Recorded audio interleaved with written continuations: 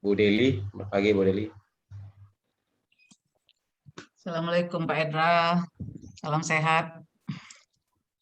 Salam Assalamualaikum, sehat Bu. salam dari Addis Ababa, Ethiopia, kawan-kawan. Salam Waalaikumsalam. Pak Ari, apa kabar? Waalaikumsalam Pak Duta.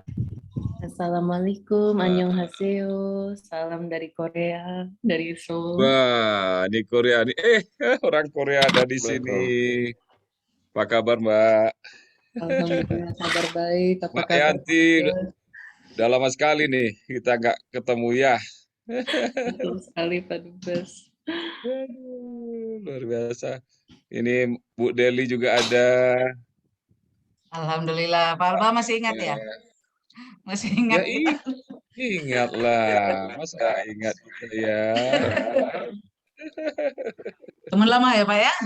Iya, teman lama ini. Mm-mm. Korea gimana sekarang, Pak Assalamualaikum Pak Yanti? Busra.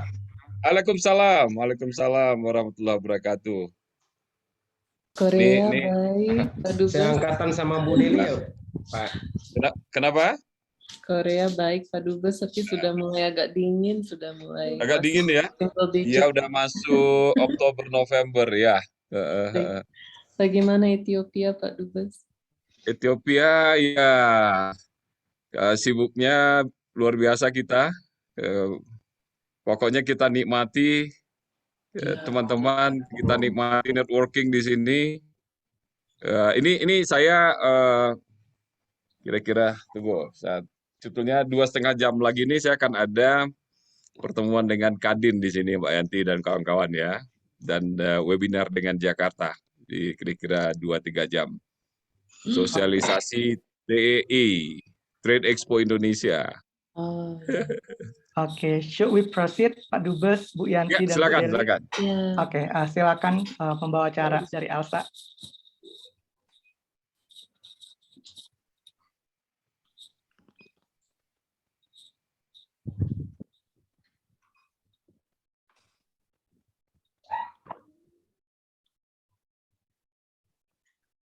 Silakan, Salsa.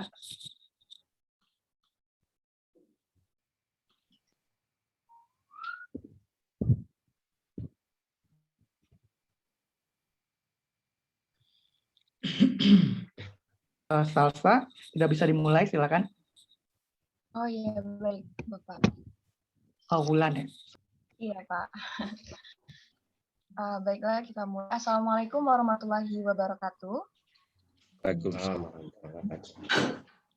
Salam sejahtera untuk kita semua.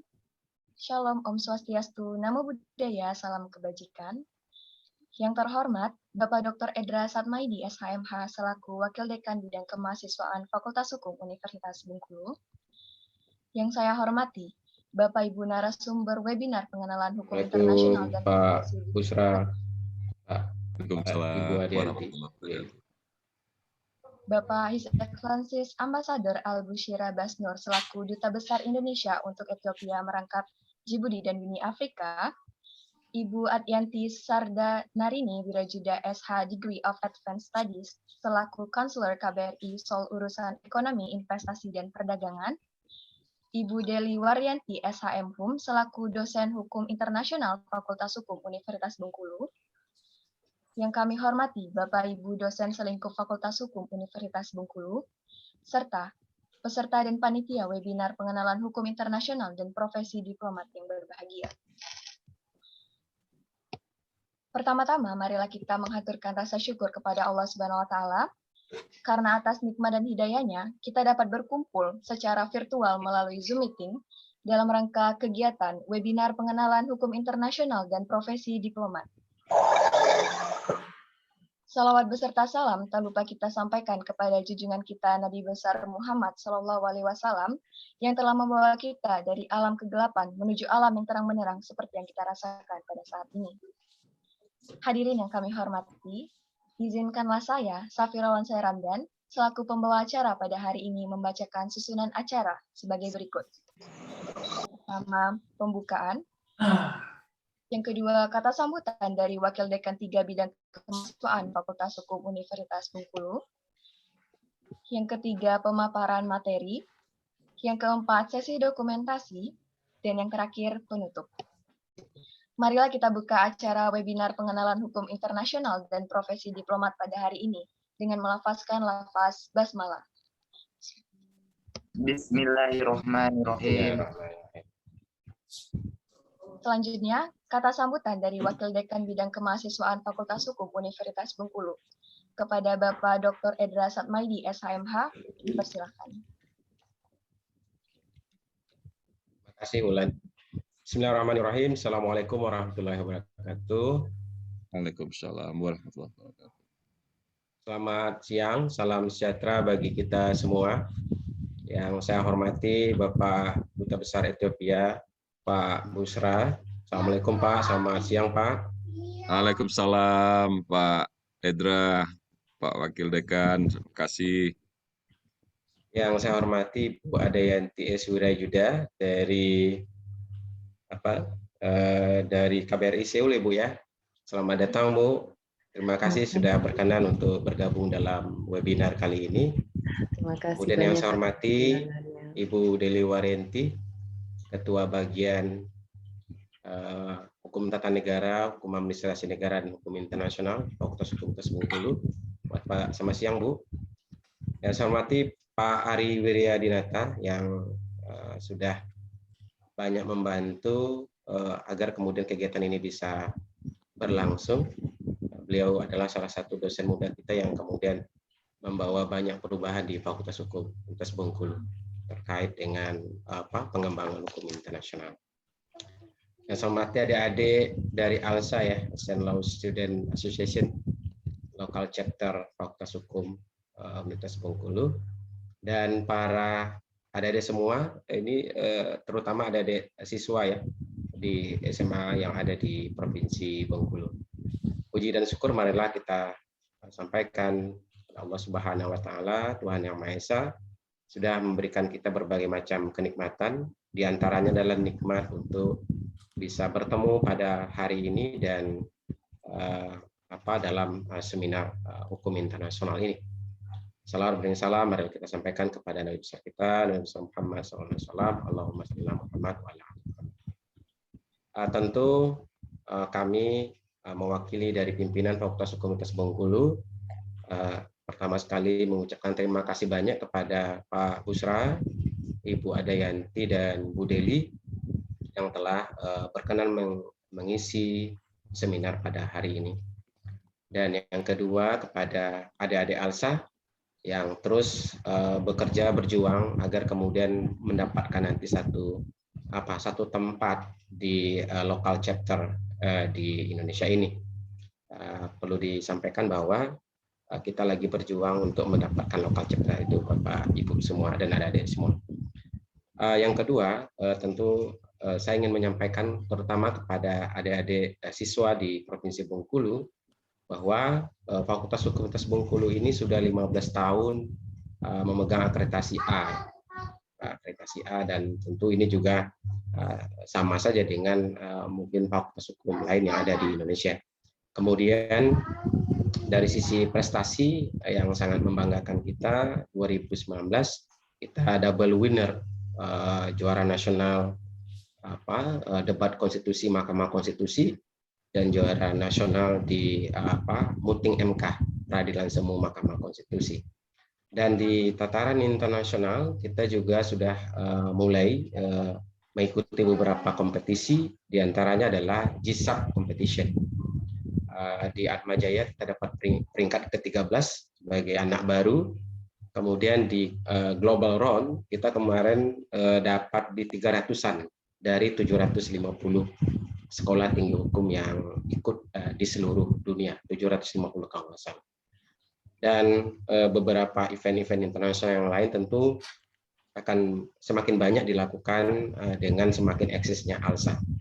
Jadi oleh karena itu tentu kami dari Fakultas Bengkulu sangat berbangga hati, sangat senang sekali adik-adik siswa yang sekarang mungkin di kelas 3 ya, untuk kemudian siap-siap untuk mendaftar atau bergabung di Fakultas Hukum Universitas Bengkulu, karena berbagai kegiatan dan prestasi yang ada di Fakultas Bengkulu itu sangat membanggakan kita semua, dan kami berharap Anda semua menjadi bagian. Nah, tentu kegiatan pada pagi hari ini bagian dari awal bagian dari promosi kita juga di Fakultas Bengkulu, dan ini menjadi bagian kerja-kerja nyata dari ALSA nanti untuk kemudian menjadi duta hukum internasional, mungkin tepatnya disebut seperti itu, bagi mahasiswa Fakultas Hukum dan bagi siswa-siswa yang ada di Bengkulu. Nah, kegiatan hari ini tentu sangat menarik karena bicara tentang hukum itu mulai dari aspek yang paling kecil gitu ya, mulai tataran keluarga, kemudian komunitas masyarakat di tingkat kabupaten, tingkat provinsi, tingkat negara, kemudian di tingkat internasional, itu selalu bicara dalam konteks hukum, dan tentu dinamika dalam hukum internasional juga akan sangat menarik, akan membuka cakrawala kita, bagaimana kemudian aspek hukum internasional sangat mempengaruhi kehidupan kita saat ini, baik dalam kehidupan bernegara maupun dalam kehidupan bermasyarakat. Oleh karena itu, dengan mengucapkan Bismillahirrahmanirrahim, kita buka acara kita pada hari ini dengan tema pengenalan hukum internasional dan profesi diplomat. Selamat mengikuti, dan mudah-mudahan ini akan mendapatkan manfaat untuk kita semua, dan kami berterima kasih dan kami mendoakan agar Pak Busra, kemudian Bu Ayanti, Bu Deli selalu dalam keadaan sehat, sukses, dan bahagia dalam menjalani kehidupan ini. Demikian, mari kita sama-sama baca basmalah, Bismillahirrahmanirrahim. Bismillahirrahmanirrahim. Demikian, saya kembalikan kepada MC. Assalamualaikum warahmatullahi wabarakatuh. Waalaikumsalam warahmatullahi wabarakatuh. Terima kasih kepada Bapak Dr. Edra Satmaidi SHMH untuk kata sambutan sekaligus membuka acara webinar kita pada hari ini. Selanjutnya yaitu pemaparan materi. Untuk mempersingkat waktu, tibalah kita dalam kegiatan inti pada hari ini, yaitu pemaparan materi dari ketiga narasumber yang akan dimoderatori oleh Mbak Anissa Salsabila. Kepada Mbak Anissa Salsabila dipersilakan. Baik, terima kasih Wulan. Assalamualaikum warahmatullahi wabarakatuh. Selamat siang dari waktu Jakarta, Bapak Ibu sekalian. Perkenalkan, saya Salsa, saya Fakultas Hukum Universitas Bengkulu tahun 2018. Dan siang hari ini saya akan memandu jalannya diskusi kita pada siang hari ini. Namun sebelum itu, saya akan memperkenalkan terlebih dahulu narasumber kita yang sudah berkenan untuk meluangkan waktunya siang hari ini. Yang pertama, saya ingin menyapa yang terhormat ini Pak Dubes Albusha Basnur dari Duta Besar Republik Indonesia untuk Republik Demokratik Federal Ethiopia, Republik Djibouti dan Uni Afrika. Selamat siang dari sini Pak Dubes. Selamat siang waktu Bengkulu. Selamat siang juga waktu Seoul. Pagi kami di Addis Ababa. Iya, sehat Bapak? Alhamdulillah, Mbak Salsa. Saya tadinya mau manggil Mbak Anissa malah tadi itu, supaya panggilnya Mbak Salsa. Apa aja. Aduh, alhamdulillah, semoga selalu sehat Pak ya. Alhamdulillah, terima kasih. Iya, Pak Dubes ini sangat luar biasa. Tentunya sudah banyak sekali pengalaman yang sudah beliau jajaki, khususnya yang relevan sekali dengan tema diskusi kita siang hari ini. Sebelumnya beliau merupakan staf bidang penerangan Kedutaan Besar Indonesia di Manila, Filipina pada 1993 ya Pak ya.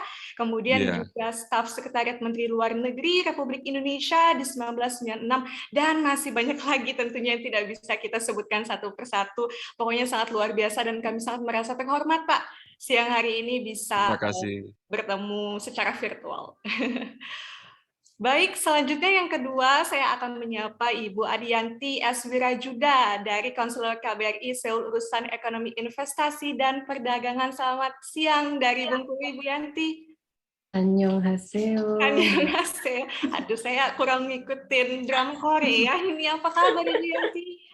Alhamdulillah kabar baik. Terima kasih banyak Alhamdulillah atas kabar undangan. baik ya. Iya, terima kasih Bu Yanti dan Bapak Ibu sekalian. Bu Yanti ini juga luar biasa sekali, sudah banyak sekali pengalaman yang relevan dengan tema diskusi kita siang hari ini. Beliau ini pernah menjadi Direktorat Perjanjian Politik, Sosial dan Keamanan di 2005 hingga 2006. Juga pernah menjadi Kepala Bagian Senjata Biologi. Wow, ini luar biasa. Direktorat Keamanan dan Perlucutan Senjata Internasional di 2006 hingga 2007. Dan tentunya masih banyak sekali pengalamannya hingga beliau sekarang di KBRI Seoul urusan ekonomi, investasi, dan perdagangan. Terima kasih ya Bu Yanti, semoga sehat selalu. Terima kasih Mbak. Terima kasih. Selanjutnya narasumber kita yang ketiga, ini ada Ibu Deli Waryanti SHM dari dosen Fakultas Hukum Universitas Bengkulu. Selamat siang Bu Deli. Selamat siang, Sasa. Selamat siang Ibu Deli. Nah ini kalau Ibu Deli ini, kalau kita misalnya berbicara tentang hukum internasional, itu pasti Fakultas Hukum UNIP itu udah menyerahkan nama Ibu Deli gitu ya, karena Ibu Deli ini salah satu akademisi terbaik di bidang hukum internasional yang dimiliki oleh Fakultas Hukum Universitas Bengkulu. Sehat ya Bu Deli ya? Alhamdulillah sehat. Alhamdulillah sehat, semoga sehat selalu Bapak Ibu narasumber. Nah, Bapak Ibu dan adik-adik sekalian peserta webinar, ini siang hari ini kita akan berdiskusi dan nanti jika ada pertanyaan terkait tema kita pada siang hari ini, teman-teman bisa langsung di kolom chat box atau raise hand kalau ingin bertanya secara langsung ke narasumber. Nah, nanti pertanyaan terbaik itu akan mendapatkan door prize nih, berupa buku dari Raja Gavindo Persada. Tentunya Raja Gavindo Persada ini merupakan salah satu penerbit dan percetakan terbesar ya di Indonesia yang selalu mensupport berbagai kegiatan akademik seperti ini, dan ini sudah tersedia door prize yang disediakan. Ada buku hukum internasional, ada buku pengesahan perjanjian internasional, juga ada buku hak asasi manusia dan hukum internasional di Indonesia. Mungkin kita juga dalam momentum ini sekaligus berterima kasih nih ke Raja Gavindo Persada yang selalu mensupport kegiatan akademik. Baik, Bapak Ibu sekalian, kita langsung saja mungkin akan mulai sesi pemaparan materi. Mungkin akan saya persilakan terlebih dahulu kepada Pak Dubes untuk menyampaikan materinya. Mungkin kurang lebih 15 menit ya Pak Dubes untuk menyampaikan materinya. Baik, untuk Pak Bushra, waktu dan tempat. Mbak Salsa, kalau boleh saya request, kalau saya terakhir boleh nggak ya? Setelah tokoh-tokoh hebat ini, Mbak Yanti sama Mbak Deli, saya mau belajar dulu nih. Saya konklusi aja nanti, kan lebih gampang tuh kan itu ya.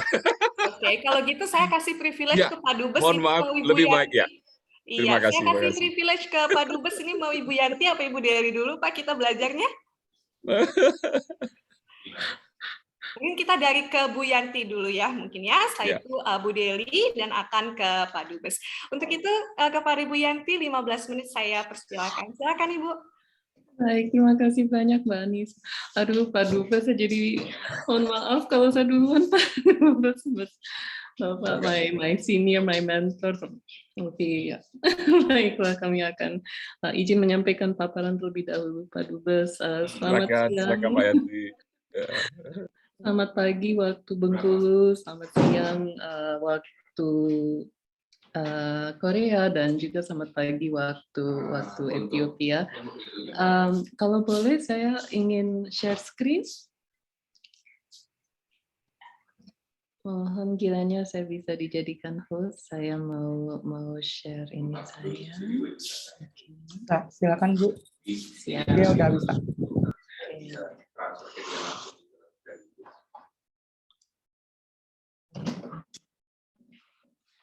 Baik, Assalamualaikum warahmatullahi wabarakatuh. Selamat siang, terima kasih banyak atas kesempatan yang diberikan. Yang saya hormati Bapak Wakil Dekan Bidang Kemahasiswaan Universitas Bengkulu, Bapak Duta Besar Al Bushra, Ibu Deli Waryanti, Mas Ari Wiryadinata dan rekan-rekan Fakultas Hukum Universitas Bengkulu, serta teman-teman Asian Law Students Association. Saya senang sekali mendapat kesempatan diundang pada acara hari ini. Saya jadi nostalgia masa-masa saya kuliah di Fakultas Hukum UI. Jangan tanya tahun berapa, udah lama banget.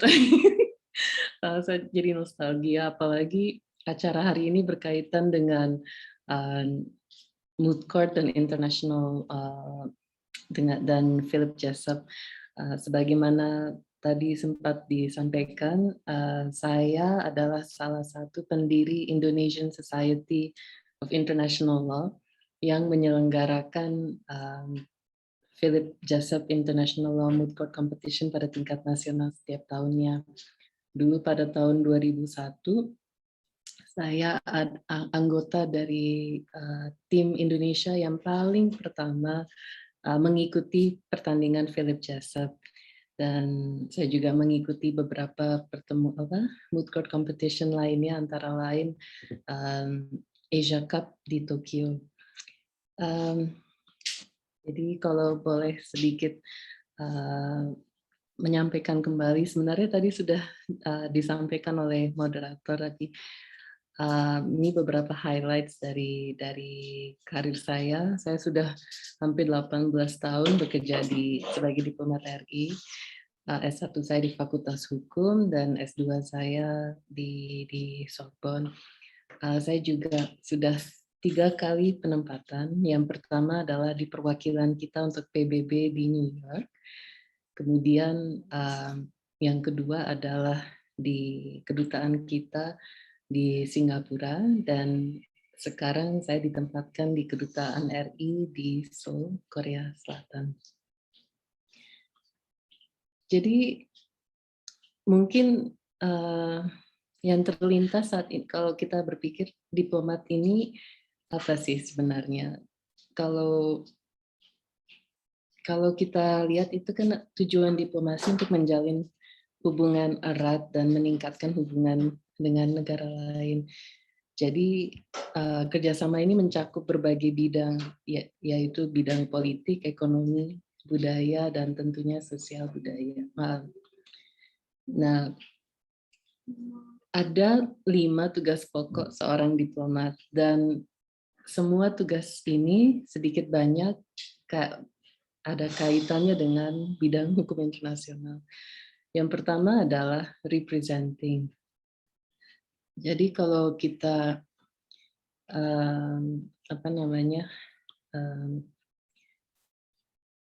mungkin teman-teman sudah pernah melihat rekan-rekan saya dari Kemlu. Mereka ini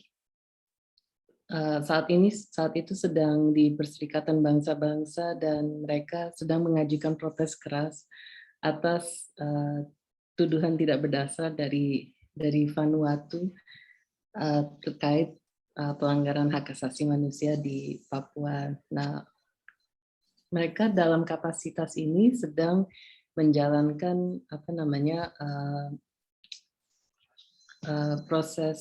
sedang menjalankan peran mereka dalam representing atau mewakili. Kemudian ada juga fungsi promoting atau mempromosikan. Jadi diplomat juga bertugas untuk membangun citra positif di Indonesia di mata dunia, dan juga mendorong kesempatan bisnis dan bidang-bidang social cultural. Contohnya di sini, ini kalau teman-teman lihat, ini saya nih sedang pakai baju di Pawai Chingge waktu itu di Singapura. Jadi kita mempromosikan berbagai aspek, baik itu perdagangan dan sebagainya. Nah, kalau di sini ini saat saya sedang mengikuti virtual business matching kopi. Jadi saat itu kita mempertemukan para eksportir kopi dengan para importer di Korea Selatan. Kemudian salah satu tugas seorang diplomat lainnya adalah negotiating atau bernegosiasi. Dari lima tugas seorang diplomat, mungkin ini yang saya rasakan dalam pengalaman saya yang paling dirasakan penerapan dari hukum internasional yang saya pelajari di bangku kuliah. Jadi sebagai contoh, ini setelah Indonesia menyatakan kemerdekaannya pada tahun 1945, kan Indonesia nggak langsung diakui sebagai negara. Nah, adalah para diplomat handal ini yang memperjuangkan Indonesia sehingga bisa diakui kemerdekaannya. Dan tentunya juga almarhum Prof.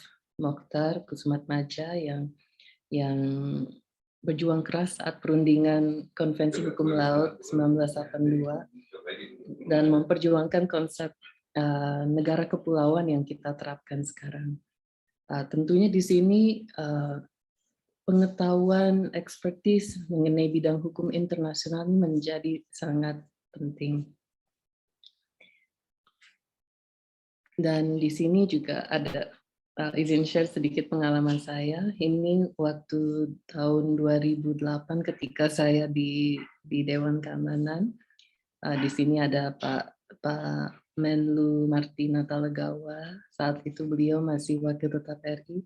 Jadi di sini kita sedang bahas resolusi Dewan Keamanan mengenai Iran, mengenai WMD. Dan ini ketika saya menjadi lead negotiator untuk perundingan Code of Conduct di South China Sea, sebagaimana teman-teman ketahui kan ada berbagai claims di Laut Cina Selatan dan saat ini perundingan sedang berlangsung antara ASEAN dan China.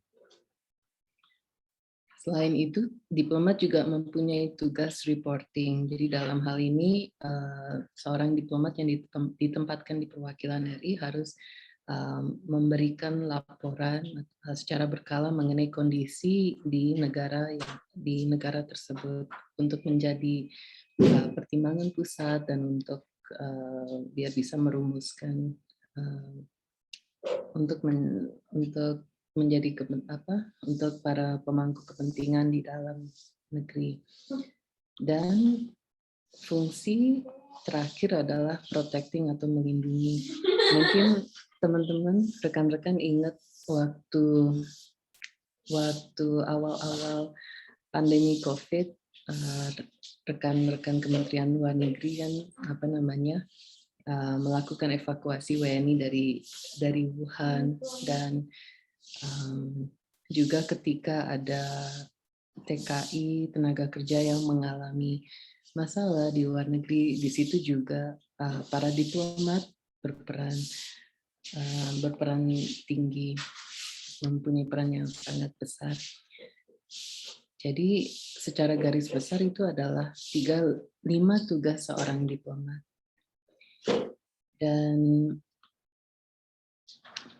kalau kita lihat secara garis besar, jumlah total diplomat adalah seperti ini. Komposisinya saat ini masih lebih banyak pria, sekitar 1.234, dan perempuannya ada 730. Dan ada 132 perwakilan RI yang tersebar di seluruh dunia, mulai dari yang paling utara di Helsinki sampai Selandia Baru, dan dari yang paling dekat di Singapura hingga yang paling jauh di Kolombia. Dan ya, jadi itu sedikit garis besar mengenai profesi diplomat. Mungkin kita bisa lebih banyak share pengalaman dan cerita-cerita akhirnya. Saya ingin akhiri paparan saya dengan quote dari Pak Menlu Martina Natalegawa yang mengatakan, "Don't underestimate your ability to make a difference." Jadi maksud saya di sini jangan meremehkan kemampuan adik-adik untuk membuat perubahan di dunia sehingga menjadi lebih baik. Dan hal ini bisa dilakukan dengan menjadi diplomat RI dan dengan menggeluti bidang hukum internasional. Terima kasih banyak. Wah, ini saya bukan ngomong terima kasih, tapi saya mau bilang kamsahamnida Ibu Yanti atas sharing-sharing pengalamannya luar biasa. Tadi kalau kita lihat Ibu Yanti setelah beberapa kali ditempatkan di beberapa negara, mungkin ada 5 fungsi ya yang bisa kita highlight, itu mewakili, mempromosikan, bernegosiasi, melaporkan hingga melindungi. Mungkin begitu Ibu Yanti, terima kasih. Selanjutnya saya akan serahkan share screen dan juga mikrofon ke Ibu Deli mungkin ya, setelah itu nanti akan ditutup secara lebih komprehensif oleh Pak Dubes ya Pak. Baik, kalau begitu waktu 15 menit saya persilahkan kepada Ibu Deli. Silakan Ibu. Terima kasih Salsa. Assalamualaikum warahmatullahi wabarakatuh.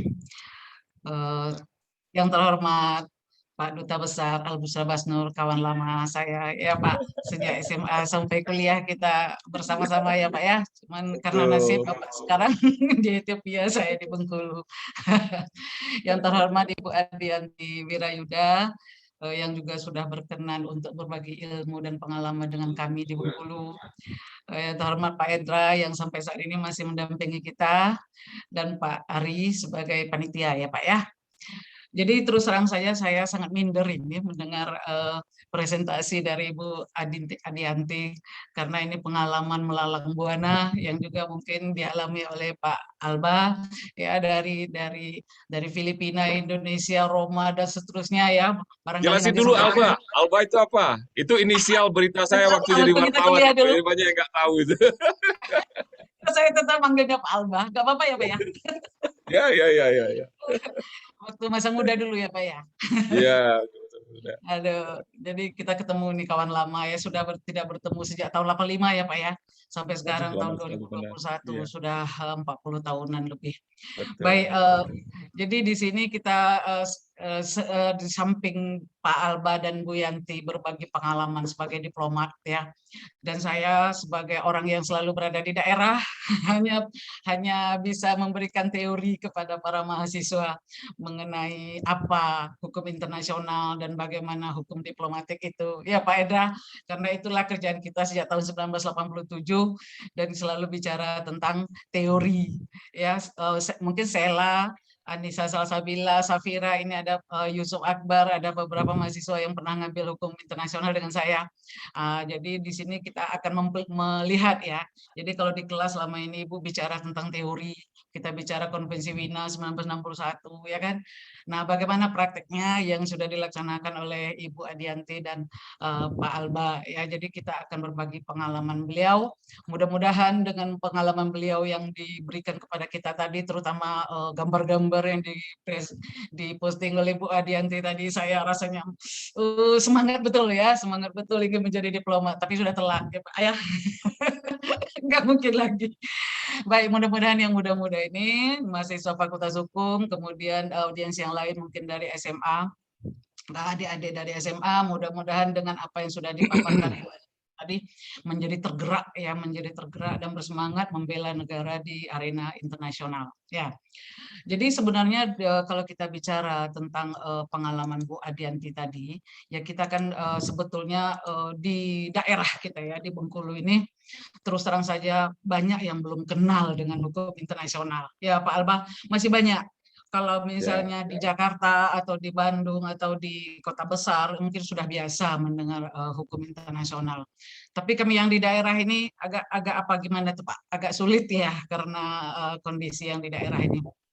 Tapi paling tidak dengan kesediaan Pak Alba dengan Bu Yanti tadi, kita yang di daerah ini mungkin lebih terbantu ya Pak Arya dalam memperkenalkan hukum internasional di daerah.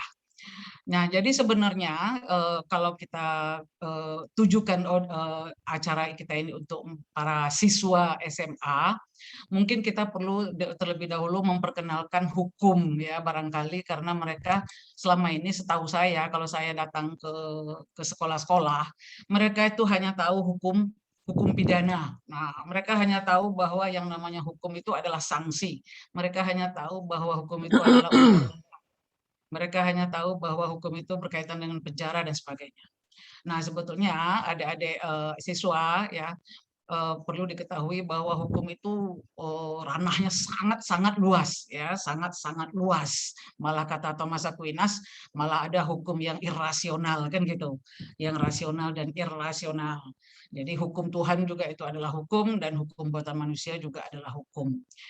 Jadi dari semua hukum itu yang kita saudara misalnya mahasiswa atau para siswa pernah kenal, yang selama ini hanya identik dengan sanksi, mungkin sekarang perlu kita kita lebarkan sedikit wawasan bahwa yang namanya hukum itu tidak selalu identik dengan sanksi, malah hukum itu lebih banyak ke arah kerjasama, malah hukum itu lebih banyak ke arah ketertiban, ya, yang atau mengarah kepada perdamaian. Nah, inilah yang mungkin menjadi titik tolak atau tujuan utama dari hukum internasional, ya. Jadi kalau adik-adik siswa SMA mungkin sering mendengar hukum pidana, hukum perdata, ya, hukum tata negara, hukum administrasi dan sebagainya, maka sekarang kita perkenalkan hukum yang mungkin sebetulnya pernah didengar tapi kurang dipahami, yaitu yang disebut dengan hukum internasional, ya, international law kalau kata Pak Albah. Nah, jadi hukum internasional ini adalah hukum positif dalam artian bahwa berlaku di seluruh dunia. Jadi kalau di sebuah negara, misalnya Indonesia, ada hukum pidana, perdata dan sebagainya, itu hanya berlaku di Indonesia. Ya, tapi kalau kita mau bicara seperti profesi Pak Alba dan Bu Adianti tadi, maaf, maka hukum yang kita bicarakan bukan lagi hukum perdata pidana, tapi yang kita bicarakan adalah hukum internasional, ya, international law, dalam artian bahwa hukum internasional ini adalah hukum yang menjembatani atau menghubungkan antar negara, ya, antar negara. Walaupun nanti dalam mempelajari hukum internasional, yang mentaati hukum internasional bukan hanya negara, ya, tapi juga organisasi internasional, misalnya belligerent, bangsa yang memperjuangkan kemerdekaan, individu dan sebagainya. Nah, ini sesuai dengan prinsip atau doktrin yang pernah dikeluarkan oleh Aristoteles, bahwa manusia adalah zoon politikon, ya, bahwa manusia itu tidak mampu hidup sendiri, mahasiswa itu memiliki kekurangan dan kelebihan, sehingga manusia harus saling melengkapi. Nah, begitu juga dengan negara. Negara tidak bisa hidup sendiri. Walaupun negara ini kaya raya, punya semua sumber daya alam, punya sumber daya manusia, punya teknologi, masih tetap membutuhkan negara lain. Nah, dengan apa negara ini membutuhkan dengan negara lain, atau jika ada kerjasama antara negara yang satu dengan negara yang lain, maka yang dibutuhkan di sini adalah hukum internasional. Ya, jadi hukum internasional seperti kata Bu Adianti tadi, bahwa ketika Indonesia menempatkan wakilnya di luar negeri, misalnya yang sering disingkat dengan KBRI, ya, Kedutaan Besar Republik Indonesia, maka tugas-tugas yang seperti diatur oleh Konvensi Wina 1961 tadi, ya, negotiation, representation, ya, mediate, protection dan sebagainya tadi, itu berlaku dalam berbagai bidang. Sehingga bisa kita katakan bahwa hubungan antar negara itu bisa berlaku di dalam bidang politik, bidang hukum, bidang budaya, bidang seni, bidang pengetahuan, militer, dan seterusnya. Nah, selain dari itu juga negara membutuhkan bantuan dari negara lain dalam memenuhi kebutuhan di bidang perdagangan, ya, di bidang perdagangan dalam artian tidak ada negara yang mampu memenuhi kebutuhannya sendiri, terutama kebutuhan hidup, ya, misalnya seperti kita walaupun kita punya sawah, Indonesia punya sawah, tapi tetap masih membutuhkan impor beras misalnya, dan begitu juga dari segi ilmu pengetahuan, kita tidak mampu melakukannya sendiri, kita tetap mendapatkannya dari negara lain. Begitu juga yang paling penting adalah hukum internasional ini paling berfungsi dalam menjaga perdamaian dunia. Nah, walaupun secara sporadis masih ada di beberapa tempat, ya, yang mengalami peperangan seperti di Suriah, ya, seperti di sekarang ini di selain dari Suriah di Irak, ya, kemudian Afghanistan, tapi tetap saja itu adalah jumlah yang sangat kecil dibanding jumlah negara di seluruh dunia ini yang kurang lebih 200, dan itu di luar negara yang berperang tadi, semuanya adalah negara yang menjaga perdamaian. Nah, perdamaian ini bisa terwujud karena adanya hukum internasional, ya, dalam artian bahwa ketika negara-negara bersepakat untuk menjaga perdamaian dunia, ya, menjaga ketertiban dunia, maka negara-negara kemudian berusaha saling menghormati, saling menghargai, ya, dengan cara mengadakan berbagai kerjasama dalam memenuhi kebutuhannya, ya. Jadi di sini bisa kita lihat, ya, bahwa hukum internasional itu, ya, mencakup berbagai bidang yang menjadi dasar kerjasama antar negara. Jadi jika negara misalnya membutuhkan negara lain dalam berbagai hal, maka yang utama adalah digunakannya atau ditaatinya hukum internasional. Sehingga kita bisa memahami bahwa sebetulnya hukum internasional ini, ya, ini agak berbeda dengan pendapat Jane Bodin, ya. Kalau Jane Bodin bilang hukum internasional itu mengganggu kedaulatan negara, maka kita bilang bahwa tanpa hukum internasional, ya, tidak terjadi perdamaian dunia. Dan maaf saja, mungkin tanpa hukum internasional kita tidak bisa duduk dengan aman dan damai seperti ini, ya. Pasti saja tanpa hukum internasional akan terjadi kekacauan, akan terjadi penindasan, akan terjadi penjajahan dan sebagainya. Seperti ketika PBB belum berdiri, di mana sebelum PBB belum berdiri terjadilah pelanggaran-pelanggaran dalam hukum internasional yang menyebabkan banyak sekali negara berada di bawah penjajahan, sehingga hukum internasional di zaman itu masih belum memadai atau dalam artian belum betul-betul ditaati dalam arti yang sebenarnya. Tapi sejak berdirinya PBB, alhamdulillah Bu Adianti pernah jadi wakil Indonesia di PBB, maka kita bisa melihat bahwa PBB ini memiliki peran yang sangat besar, ya, dalam menjaga perdamaian dunia, dalam meminta atau menganjurkan negara-negara mentaati hukum internasional, ya, sehingga kita saat ini bisa hidup dalam keadaan damai, dalam keadaan sejahtera, dan alhamdulillah sehat. Walaupun ada COVID-19, alhamdulillah WHO masih tetap memantau, ya Bu Adianti, Pak Alba. Jadi WHO sebagai salah satu organ hukum internasional tetap memantau pengembangan atau COVID-19 sehingga semua negara bisa mentaati aturan-aturan yang sudah ditetapkan oleh WHO. Dan itu juga salah satu peran hukum internasional. Nah, terakhir berikutnya mengenai profesi, ya.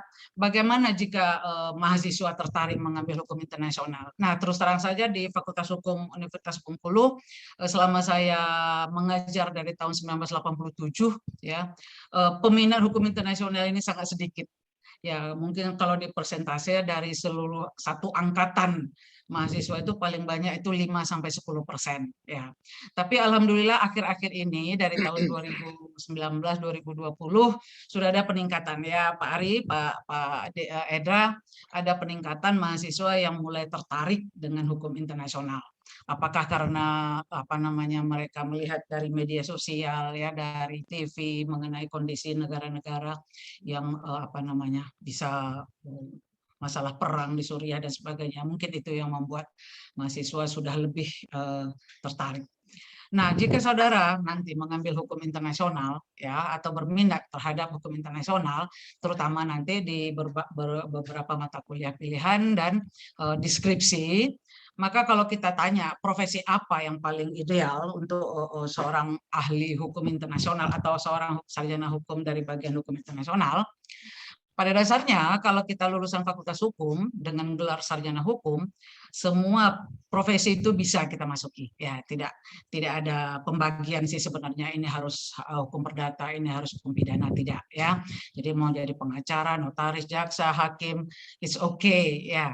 Hukum internasional tetap diterima. Begitu juga kalau mau jadi birokrat dari berbagai kementerian, atau kalau perlu mau nyalon jadi kepala daerah juga bisa, ya, tidak masalah. Nah, tapi yang paling keren yang ini, yang poin C, ya, yang sudah dijalani oleh Bu Adianti dan Pak Alba, bahwa ini adalah profesi paling keren kalau saya bilang, ya, bagi mahasiswa atau bagi orang-orang yang berminat di dalam hukum internasional, ya. Oleh karena itu, ya, dengan sharingnya atau dengan berbagi pengalaman pengalamannya Bu Adianti dan Pak Alba. Mudah-mudahan di Bengkulu nanti akan lahir diplomat-diplomat ya, yang akan membawa harum nama bangsa Indonesia baik di PBB atau di ASEAN atau dimanapun ya. Saya sangat optimis loh ini Pak. Saya sangat optimis, mudah-mudahan HI di tahun-tahun depan di Fakultas Hukum Universitas Bengkulu menjadi lebih diminati dan menjadi lebih berperan ya. Jadi jangan sampai kita hanya berdiri di belakang terus ya. Nah, jadi di Fakultas Hukum UNIF, bagi adik-adik siswa SMA, mungkin perlu tahu bahwa kita punya 3 bagian, bukan jurusan ya, kita punya bagian. Pertama hukum perdata, yang kemudian bisa diperinci menjadi hukum perdata adat, perdata Islam, perdata Barat, ya. Kemudian ada hukum pidana, dan bagian ketiga adalah hukum tata negara, hukum administrasi negara, dan hukum internasional. Ya, jadi memang hukum internasional masih bersatu, masih menjadi bagian dari hukum tata negara dan hukum administrasi negara. Yaitu tadi karena kurangnya peminat. Ya, mudah-mudahan kalau kedepannya acara ini berhasil, mudah-mudahan peminat untuk hukum internasional bertambah ya. Safira gimana? Safira, mudah-mudahan nanti minat hukum internasional ya. Safira, Yusuf, mudah-mudahan. Baik, dan yang perlu dipahami di sini bahwa dengan kita mempelajari hukum internasional secara lebih dalam, ya, maka kita materi hukum itu akan kita bahas dengan lebih luas lagi, seperti Ibu bilang sesuai dengan katanya internasional. Maka yang dibahas di sini bukan hanya materi yang sangat sempit, tapi sangat luas, ya. Jadi ketika saudara misalnya mengambil bagian hukum internasional, maka akan didalami lebih laut misalnya didalami lebih jauh misalnya materi hukum laut ya. Hukum laut kita perlu paham bahwa laut itu 2/3 ya. Bumi itu terdiri dari 2/3 laut, bahwa laut itu adalah dominan di bumi, sehingga kita harus tahu segala segala kekayaan alam yang ada di laut, dan itu adalah bagian dari hukum internasional. Kemudian kita juga akan membahas lebih lanjut hukum diplomatik dan konsuler, terutama dari Konvensi Wina 1961 dan 1963. Juga kita akan membahas hukum udara dan hukum antariksa. Ya, kita sampai nanti ke luar angkasa, ya, kita sampai nanti ke planet-planet dan kemana-mana. Ya. Nah, itulah hukum internasional. Nah, juga kita juga akan membahas bagaimana jika negara berselisih atau berperang, itu akan dibahas lebih lanjut dalam hukum humaniter. Dan sebetulnya banyak lagi materi yang terdapat dalam hukum internasional yang merupakan bagian dari hukum internasional, yang titik fokusnya adalah bahwa hukum internasional itu adalah hukum yang wawasan yang sangat luas, yang sampai ke mana-mana gitu ya, seperti tadi dikatakan sampai ke ruang angkasa, ke udara, ruang angkasa, ke laut, dasar laut dan sebagainya. Nah, itu adalah materi hukum internasional. Jadi oleh karena itu ya, mudah-mudahan kita yang di daerah ini jangan hanya tahu hukum daerah, hukum tata negara, perdata dan sebagainya, tapi kita juga harus memperluas wawasan kita bahwa yang namanya masih ada bagian dunia lain di luar sana yang perlu kita pahami, perlu kita jelajahi, sehingga kita memiliki wawasan yang luas. Begitu. Terima kasih moderator Anissa. Mudah-mudahan nanti Pak Alba akan berbagi lagi pengalaman beliau selama melalang buana. Ya, alhamdulillah, saya sangat bangga bertemu dengan Pak Alba lagi, Pak dan Bu Adianti. Insya Allah semoga kita semua sehat. Assalamualaikum warahmatullahi wabarakatuh.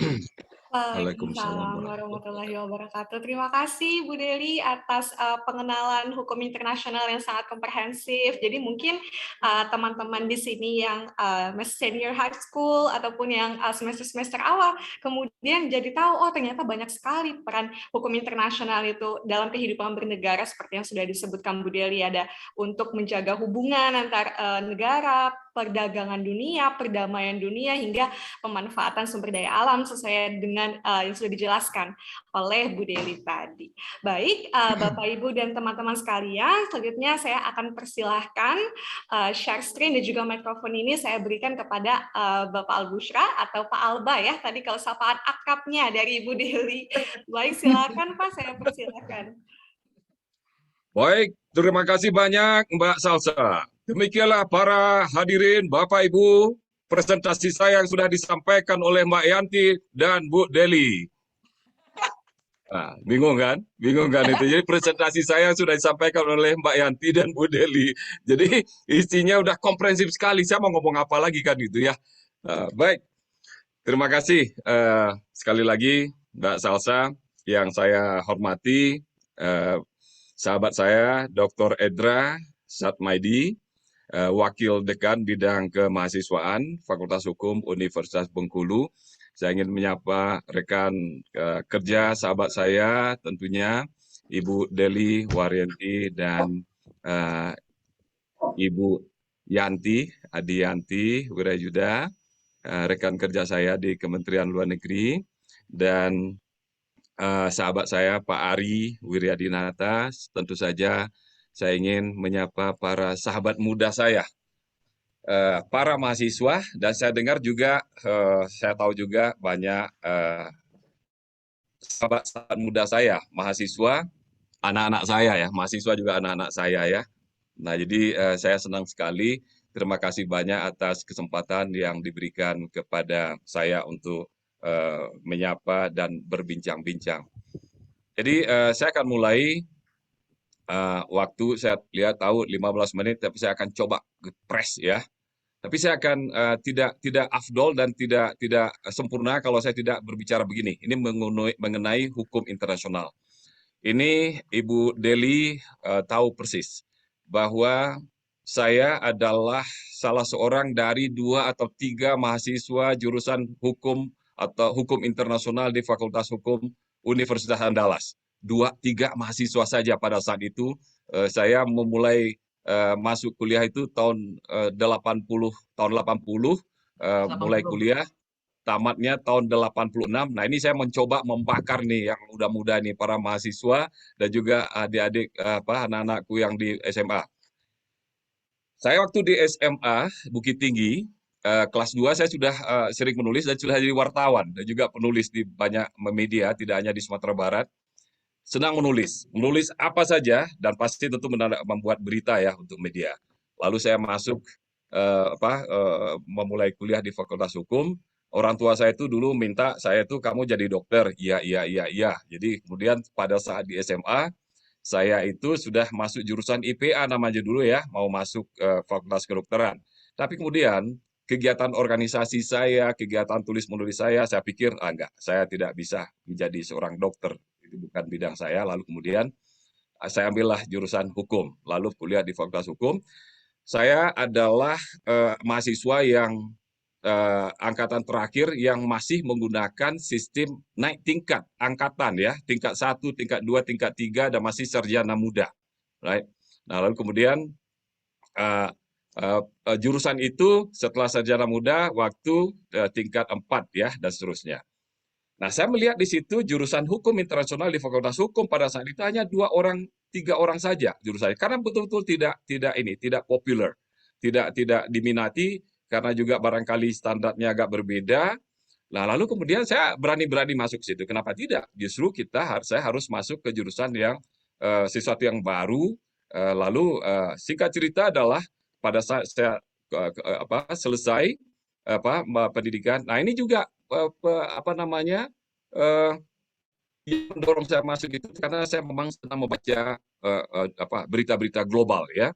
Nah, lalu kemudian saya adalah yang sangat sedikit dengan sahabat saya Bu Deli ini yang menjadi mahasiswa hukum jurusan hukum internasional di Fakultas Hukum Universitas Andalas.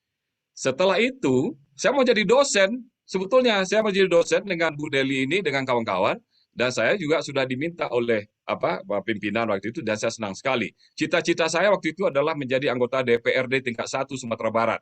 Itu cita-cita saya. Nggak pernah kebayang untuk merantau ke Jakarta, apalagi merantau ke luar negeri. Nggak. Saya orang kampung dari Sumatera Barat, dari Payakumbuh, asal saya Payakumbuh sana.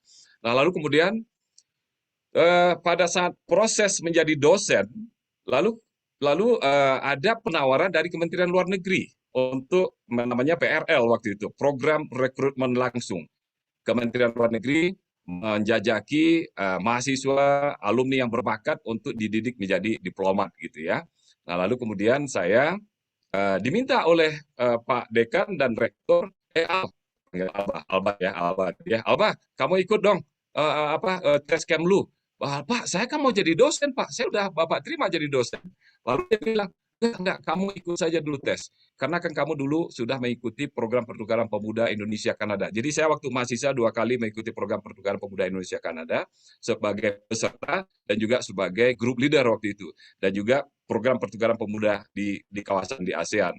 Nah, kamu kan sudah go global, sudah ke Kanada, sudah ke beberapa negara sebagai program pertukaran pemuda ya. Ikut aja. Ya udah deh Pak, kalau itu Pak, saya ikut aja. Jadi antara 50-50 ini sebetulnya minat waktu itu. Betul-betul ambisinya untuk menjadi diplomat. Tetapi jalan memang itu yang disediakan oleh Tuhan, alhamdulillah lulus di Fakultas Hukum, di Kementerian Luar Negeri. Lalu saya dipanggil oleh dekan dan rektor, kamu tinggalkan kampus ini, kamu pergi ke Jakarta mengabdi di Kementerian Luar Negeri karena belum banyak alumni dari Universitas Dallas yang menjadi diplomat pada saat itu. Nah, itulah yang membuat sampai sekarang apa yang terjadi seperti sekarang ini ya. Nah, sekarang kita mau coba menggunakan PPT. Saya tidak akan lama-lama, singkat saja karena semua materi tadi sudah disampaikan oleh Ibu Yanti dan Ibu Deli. Saya hanya cuap-cuap sedikit aja daripada tidak ada oleh-oleh dari Addis Ababa, dari Ethiopia, Afrika. Oke, next. Coba PPT, Mas.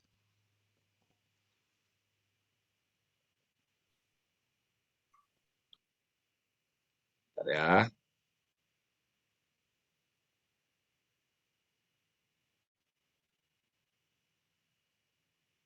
Nah, jadi saya akan beri pengantar sedikit mengenai Afrika, ya. Ini di mana ini?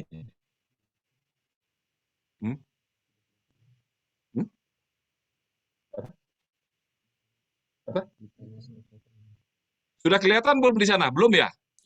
Belum, Pak. Itu kan kelihatan. Mungkin bisa di take down tuh, terus coba lagi. Ya.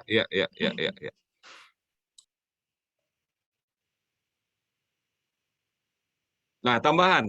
Setelah saya masuk Kementerian Luar Negeri, lalu kemudian ternyata jurusan hukum internasional ini akhirnya oleh yang junior-junior saya, adik-adik tingkat saya itu jadi favorit. Betul nggak, Bu Deli ya? Jadi ramai sekarang hukum internasional di Fakultas Hukum Universitas Dallas itu. Ya. Nah, sebentar. Ini ada gangguan teknis apa ini? Ini karena Seoul dekat dari Bengkulu, lalu Addis Ababa agak jauh katanya ya. Enggak, ini hanya masalah ini aja sedikit aja.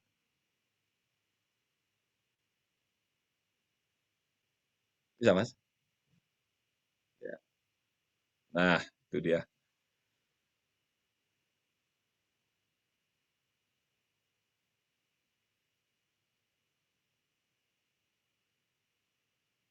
Tadi dicoba udah tadi ya.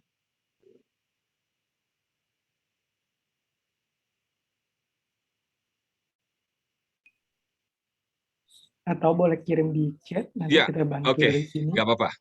Gini, saya akan memulai dengan pengenalan dulu mengenai tentang Afrika ya. Saya sering banyak bertemu dengan teman-teman sahabat-sahabat dari Ethiopia, di Indonesia. Pemahaman masyarakat Indonesia tentang Afrika sampai sekarang ini masih belum updated. Belum updated maksudnya adalah informasi tentang perkembangan Afrika, perkembangan terkini tentang Afrika di bidang politik, ekonomi terutama, ekonomi dan kemajuan di beberapa negara itu belum komprehensif. Nah, ini tentu saja adalah tugas-tugas kami, tugas perwakilan RI, diplomat RI, untuk yang ditempatkan di Afrika, untuk memperkenalkan, untuk meningkatkan hubungan bilateral antara Indonesia dengan Afrika. Tahun 2019 saya pernah diundang sebagai pembicara di Trade Expo Indonesia yang diselenggarakan di Jakarta. Nah, saya waktu itu pada paparan saya ada banyak, ada 2 atau 3 pengusaha yang bertanya dan mengatakan bahwa Pak Dubes, jangankan untuk berdagang, untuk kerjasama ekonomi dengan Afrika. Mendengar Afrika itu saja kami sudah mules, Pak, katanya. Nah, ini kata-kata image yang ada mengenai kerjasama apa yang ada dan potensi Afrika yang ada pada saat ini. Ini saya bisa di sini, bisa saya ini ya. Oke. Nah, oke, alright. Nah, inilah benua Afrika, adik-adik, sahabat muda. Sering kita di Indonesia kalau bicara tentang Afrika itu hampir sama aja tuh image-nya, bahwa sama saja semua wilayah Afrika itu. Padahal Afrika ini ada 55 negara, penduduknya 1,3 miliar ya jiwa, 1,3 miliar, dan 55 negara ini mempunyai karakteristik dan potensial kekuatan yang berbeda-beda. Afrika Timur, lalu Afrika Tengah, Afrika Barat. Kondisi topografinya pun juga sangat berbeda. Ethiopia yang saya sampaikan tadi, pemahaman kita masih sangat terbatas. Lebih 90% orang-orang di Indonesia, sahabat-sahabat kita melihat Ethiopia itu sebagai negara yang panas, kering kerontang, kelaparan dulu ya. Ya, masih ingat nggak tahun 1984, 86? Kalian belum lahir, adik mahasiswa dan pelajar ini. Dilanda kekeringan, 1,2 juta orang meninggal dunia pada saat itu. Tetapi setelah itu, Ethiopia bangkit luar biasa. Bangkit luar biasa, sehingga pada tahun 2007 sampai 2017, kurang lebih 10 tahun, itu pertumbuhan ekonominya itu tertinggi di Afrika. Salah satu tertinggi di Afrika dan tertinggi di kawasan, rata-rata di atas 10%. Di sini sekarang, di Addis Ababa ini, sudah tumbuh gedung-gedung pencakar langit yang luar biasa, lalu kemudian jalan-jalan tol, lalu bahkan juga kereta LRT itu malah lebih duluan di Addis Ababa dibandingkan Jakarta. 2013 sudah ada LRT di sini, kereta yang bagus itu. Di Afrika terdapat 16 KBRI, lalu ada 1 KJRI di Afrika Selatan, lalu juga ada tempat promosi perdagangan kita ya dan investasi. Ada 2 di Afrika. Nah, inilah perwakilan RI yang ada di Afrika. Jaraknya apa itu? Jaraknya coba kita lihat Indonesia dengan Afrika, Indonesia dengan Ethiopia, itu 8.000 lebih 8.000 kilometer. Dan sekarang ada direct flight dari Addis Ababa ke Jakarta, itu hanya 9,5 jam saja, katakanlah 10 jam ya. Nah, ini yang membuat hubungan Indonesia dengan Ethiopia dan negara-negara Afrika semakin bagus, semakin terbuka lebar, dan Ethiopia adalah pintu gerbang Indonesia untuk masuk ke kawasan benua Afrika. Nah, kita lihat apa hubungan yang sangat penting antara Indonesia dengan Afrika. Konferensi Asia Afrika 1955 dan beberapa commemoration-nya setelah itu diselenggarakan tahun 1955 tanggal 18 sampai 24 April ya. Nah, Ethiopia adalah satu dari 6 negara di Afrika yang menghadiri KTT Konferensi Asia Afrika itu. Lalu 2008 kita menyelenggarakan Indonesia Afrika Forum untuk meningkatkan kerjasama ekonomi. Lalu kemudian 2019 kita menyelenggarakan, Indonesia loh yang menyelenggarakan dan inisiatornya, Indonesia Africa Infrastructure Dialogue tahun 2019. Di situ terjadi transaksi 822 juta US dollar. Transaksi antara Indonesia, transaksi ekonomi ya, antara Indonesia dan Afrika. Lalu banyak sekali saling kunjung. Nah, inilah peta Ethiopia, negara landlocked. Landlocked itu enggak berlaut ya, di tengah-tengah dia punya laut, tapi danaunya banyak sekali. Negeri ini sangat indah. Gunung-gunung banyak sekali. 70% pergunungan yang ada di Afrika itu adanya di Ethiopia. Nah, suhu di sini mungkin adik-adik, kawan-kawan muda, sahabat muda kaget. Suhu di sini rata-rata antara 8 derajat Celcius sampai 25 derajat Celcius. 25 nih ya. Jadi tidak akan tidak akan seperti Jakarta, Bengkulu ya. Jadi dingin dan orang di sini pakai jaket terus di Addis Ababa. Saya di sini berada di ketinggian 2.350 meter dari permukaan laut. Jadi tinggi sekali ya. Nah, lalu kemudian fakta penting tentang Ethiopia. Ini tadi saya sudah sampaikan, penduduknya 112-115 juta. Ini nomor 2 terbesar di benua Afrika setelah Nigeria. Ya. Lalu pertumbuhan ekonomi tertinggi saya sudah sampaikan. Ethiopia adalah 5 negara yang terseksi di Afrika sebagai foreign direct investment, ya, tempat investasi. Di sini ada 5 perusahaan Indonesia yang berinvestasi, termasuk Indomie, lalu sabun, lalu garment dan lain-lain ya. Lalu ibu kota Afrika itu disebut juga itu Addis Ababa. Kenapa? Karena di Addis Ababa di Ethiopia ini terdapat African Union, markas besarnya ya. Jaraknya 1,5 kilometer saja dari saya tempat duduk sekarang ini. Jadi disebut juga diplomatic capital of Africa itu adalah Addis Ababa ya, karena di sini ada kerjasama regional. Lalu kemudian Sungai Nil, pasti adik-adik sahabat muda tahu Sungai Nil itu 86% airnya itu berasal dari Ethiopia, mengalir ke Sudan, lalu kemudian Mesir. Asal negara kopi dan negara ini tidak pernah dijajah. Oke. Ada satu lagi saya mau perlu tambahkan, bahwa Ethiopia adalah negara tempat hijrah pertama sahabat-sahabat Nabi besar Muhammad SAW pada abad ke-7 dari Mekah ya. Nah, sebelum ke Madinah, hijrah sahabat Nabi itu sudah ke Ethiopia. Nama tempatnya Najesi, dan di situ mereka membangun masjid, dan itu adalah masjid pertama di Afrika. Ya. Nah, inilah kota Addis Ababa sekarang ini. Ya, kelihatan saja ini Ethiopian Airlines adalah yang terbesar di Afrika. Lalu ini Djibouti, negara kecil. Saya merangkap di sini juga, penduduknya hanya 1 juta jiwa rupiah. 1 juta rupiah ya. Bu Deli, ini udah ingat rupiah dari Bengkulu nih. Mata uang Ethiopia apa, Pak? Mata uangnya adalah ber. Dari Djibouti ini negara kecil tetapi perannya sangat luar biasa. Ada 5 pangkalan angkatan laut negara besar di sini. Ya, 5 angkatan laut ya. Nah, lalu inilah kota Djibouti ya. Kota Djibouti. Lalu kemudian ini dah markas African Union yang beranggotakan 55 negara itu.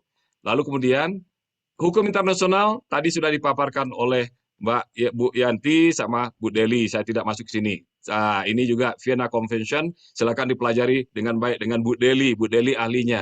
Ya, kemudian mengapa ada hukum internasional? Tanya ke Bu Yanti nanti atau Bu Deli ya. Lalu kemudian diplomasi apa itu? Tanya juga kepada letter lead. Saya nggak akan panjang-panjang di sini. Lalu kemudian diplomat itu apa? Tadi sudah disampaikan oleh Bu Yanti, fungsinya juga sudah sini. Makanya saya bilang tadi, terima kasih Bu Yanti dan Bu Deli sudah memaparkan paparan saya, gitu kan ya. Next, lalu perwakilan Indonesia di luar negeri juga sudah disebutkan oleh Bu Yanti tadi, 132 perwakilan. Lalu kemudian ini organisasi internasional antara lain di mana Indonesia menjadi anggotanya.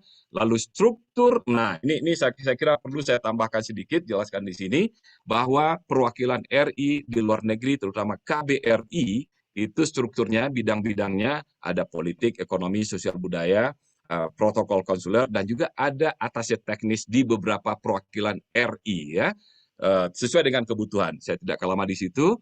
Inilah KBRI Addis Ababa. Lalu kemudian, saya pernah bertugas, ini untuk kawan-kawan ini, anak-anak muda, para mahasiswa dan SMA, pelajar SMA, saya pernah di Manila, lalu kemudian pernah di Roma, lalu pernah sebagai konsul jenderal di Houston, Amerika Serikat, lalu sekarang di KBRI, lalu di Jakarta, di Kementerian Luar Negeri, di beberapa tempat. Lalu saya juga pernah selama hampir 6 tahun sebagai asisten staf khusus presiden untuk hubungan luar negeri di zamannya Pak SBY ya. Nah, papanya Ibu Yanti, Pak Hasan Wirayuda adalah mentor saya di Kementerian Luar Negeri. Bapak beliau adalah Menteri Luar Negeri cukup lama ya. Jadi banyak sekali Pak Hasan anak-anak didik beliau, termasuk saya tentunya, dan beliau adalah guru kami yang sangat besar jasanya dalam dunia dan membesarkan kami sebagai diplomat di Kementerian Luar Negeri. Oke, tahun 55 sudah, tahun 61 Indonesia membuka hubungan Indonesia dengan Ethiopia. lalu kita mendirikan KBRI di sini. Luas kedutaan kita KBRI di sini 11.000 meter persegi ya di Addis Ababa ini. Jadi KBRI dan tempat tinggal saya itu di satu compound ya. Lalu Ethiopia membuka kedutaan di Jakarta tahun 2016 ya. Dan untuk sementara nih mulai 10 Oktober kemarin ini temporarily ditutup. Oke, next. Ini adalah beberapa kegiatan bilateral yang sudah kita lakukan di sini. Saya tidak masuk banyak di sini. Ini juga di bidang politik, bahwa ini adalah state minister. Kita bicara mengenai demokrasi, bahwa Indonesia mempunyai pengalaman yang sangat luar biasa dalam pengembangan demokrasi. Lalu kemudian kerjasama. Nah, ada satu yang juga barangkali kawan-kawan, sahabat muda perlu ketahui, bahwa Ethiopia adalah negara yang nomor 1 memberikan kontribusi ke dalam UN Peacekeeper, pasukan perdamaian PBB. Ada sekitar 8.000 kontribusi, 8.000 tentara ya, peacekeepers. Nah, lalu kemudian ini juga pertemuan saya tadi juga dibaca, udah banyak kegiatan-kegiatan disampaikan oleh Mbak Yanti juga di luar negeri. Nah, ini di bidang ekonomi, lalu kemudian pengusaha-pengusaha Indonesia banyak sekali sangat tertarik untuk berinvestasi di Ethiopia. Untuk informasi, sekarang ini ada sekitar 30 perusahaan Indonesia yang berinvestasi di benua Afrika. 30. 5 diantaranya ada di Ethiopia. Lalu 15, cukup banyak, ini yang terbesar, ada di Nigeria. Sementara 20 lainnya itu tersebar di berbagai tempat. Ya. Nah, ini rekan kerja kita, bagaimana kita mengembangkan kerjasama kita dengan di bidang sosial budaya dan di bidang kepemudaan. Nah, ini adalah perusahaan Indonesia yang ada di Ethiopia. Ini adalah produk Indonesia yang sangat laku di Ethiopia. Apa itu? Ada palm oil ya, minyak kelapa sawit, ada alat-alat listrik, makanan, kain sarung juga, ban juga ya, lalu juga apalagi tuh, bahkan mobil Avanza tuh banyak di sini. Mobil Avanza banyak sekali di sini, dan bahkan mobil Ferrari, Rolls-Royce itu ya, lalu kemudian mobil-mobil banyak sekali. Mungkin kawan-kawan tidak membayangkan betapa Ethiopia ini saat ini sangat maju ya, sangat maju dengan catatan gap itu perbedaan antara si kaya dan si miskin itu juga sangat besar jurangnya, pemisahnya ya. Nah, lalu kemudian ini beberapa ya. Nah, jadi ini adalah kegiatan kita di bidang social cultural. Nah, gini kawan-kawan, saya hanya lihatkan gambarnya saja sedikit, tetapi saya ingin menggarisbawahi apa yang perlu sebetulnya di dalam ini juga Bu Menteri Luar Negeri, bagaimana beliau menekankan, menggarisbawahi pentingnya digital diplomacy. Nah, ini kawan-kawan para mahasiswa dan juga pelajar SMA perlu menyadari bahwa dengan adanya penggunaan digital yang luar biasa sekarang ini, itu membuat hubungan connectivity secara global itu akan lebih mudah, termasuk kita sendiri sudah memanfaatkannya sekarang ini ya. Lalu lihat di sini kawan-kawan, penggunaan saya ingin membawa sekarang ini para adik-adik muda ini menyadari pentingnya dunia informasi menggunakan digital. Indonesia, datanya lihat saja betapa hebatnya kita dengan jumlah penduduk 275 juta jiwa, penggunaan mobile connection itu, penggunaan handphone aja itu jadi 350. Jadi kenaikannya ada 125. Jadi ada satu orang yang menggunakan lebih dari satu handphone. Termasuk saya kira Ibu Deli juga memiliki 2-3 telepon saya kira ini, termasuk juga Mbak Salsa ya. Nah, jadi saya akan memanfaatkan kesempatan ini mengingatkan bahwa dengan perkembangan teknologi IT ini dunia akan semakin terkoneksi dengan lebih dekatnya. Ini beberapa mitra KBRI yang selalu kita dekat dengan mereka.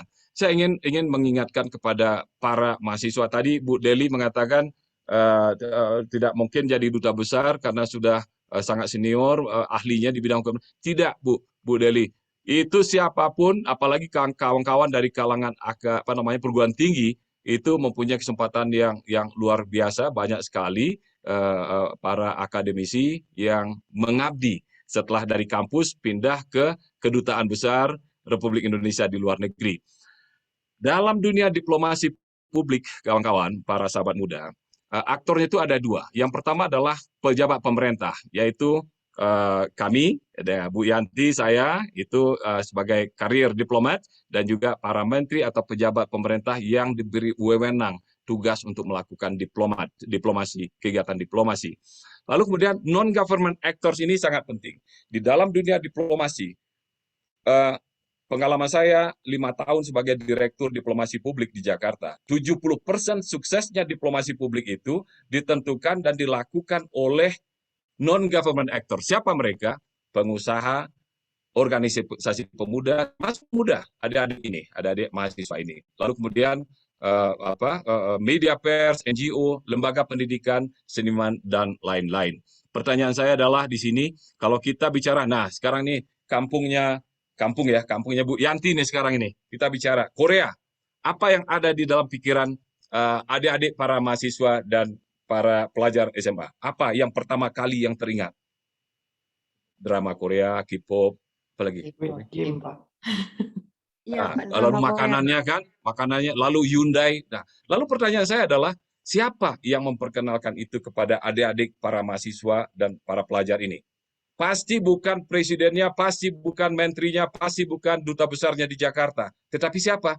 Ada pengusahanya, ada senimannya, ada atlet-atletnya, ada medianya, ya, media pers, ada TV, ada cetak masih banyak sekarang ya.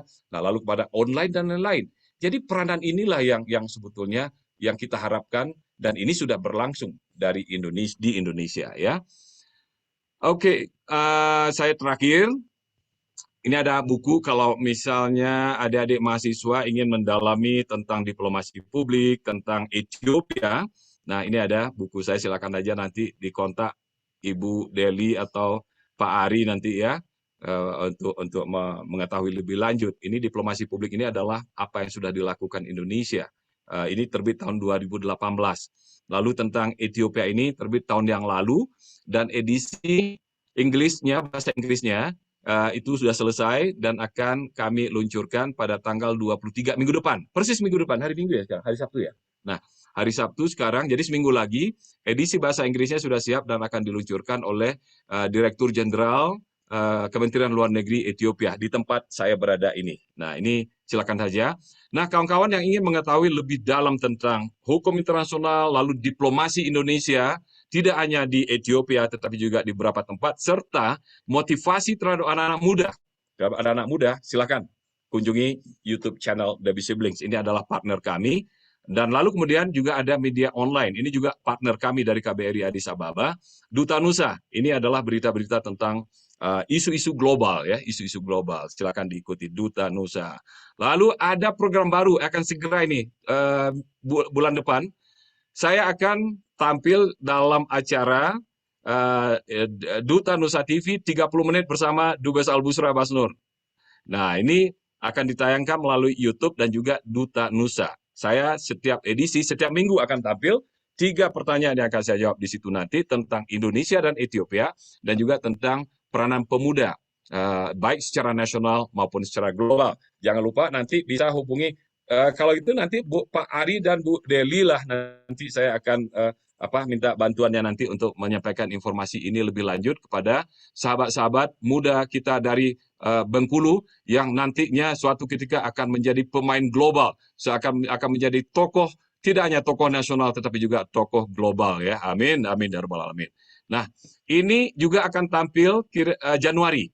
Ini adalah media online partner kami, akan tampil Januari untuk mengkonekkan semua pemuda di dunia dalam bahasa Inggris nanti. Nah, ini yang terakhir sekali, ini adalah channel YouTube, udah hampir sekitar 70 kalau nggak salah itu kontennya. Terima kasih banyak Mbak Salsa dan kawan-kawan. saya akan kita lanjutkan dengan berbincang-bincang kalau ada hal-hal yang kita perlu jelaskan lebih lanjut. Terima kasih. Assalamualaikum warahmatullahi wabarakatuh. Waalaikumsalam warahmatullahi wabarakatuh. Terima kasih banyak Pak Dubes, sangat komprehensif sekali penjelasannya. Tadi udah memberikan kita banyak overview tentang Afrika, kemudian sudah mencoba untuk menggambarkan secara komprehensif tentang bagaimana sih sebenarnya hubungan antara Indonesia dengan Afrika. Nah, baik Bapak Ibu sekalian, peserta webinar, kita akan masuk ke sesi question and answer. Tapi mungkin saya akan mempersilahkan dulu apabila ada yang ingin bertanya secara langsung. Ada yang mau directly, silahkan langsung raise hand. Selagi menunggu itu, saya akan bacakan di kolom chat. Ada beberapa pertanyaan nih Bapak Ibu di kolom chat, mungkin saya akan mulai dari atas dulu. Wah, ini dari SMA 5 Kota Bengkulu, dari Wijayanto. Ini depannya aja udah Pak, berarti kita udah tadi ditujukan untuk Pak Al-Bushra. Pak, bagaimana posisi Indonesia dalam konflik Ethiopia dan Tigray? Wah, ini luar biasa nih Senior High School. Tapi sudah ini sangat luar biasa.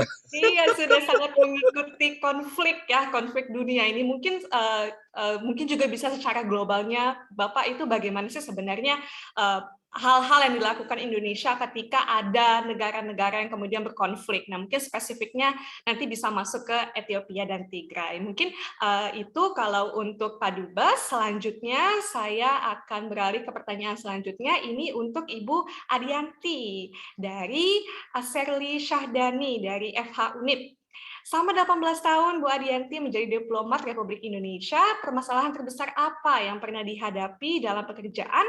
Lalu bagaimana langkah penyelesaiannya yang dilakukan diplomat dalam permasalahan tersebut? Boleh sedikit diceritakan, Bu? Nah, itu kurang lebih pertanyaannya untuk Ibu Yanti.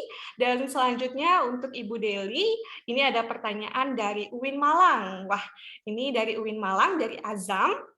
Ini pertanyaannya.